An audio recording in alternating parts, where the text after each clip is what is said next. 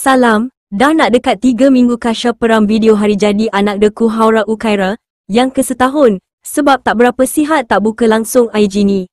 Ya Allah, cepatnya masa berlalu, dah 1 tahun lebih dah anakku Ukaira. Semoga Ukaira jadi anak yang solehah ya, ibu sayang sangat dekat Kaira.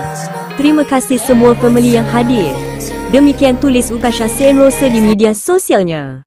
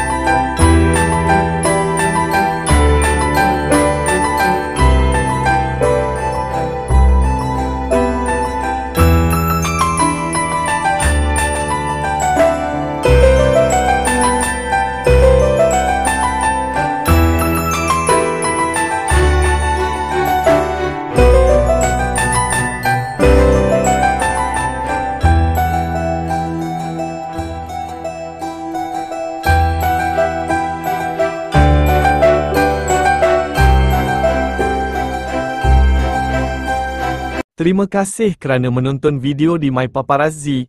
Jangan lupa subscribe dan tekan loceng. Bye, jumpa lagi.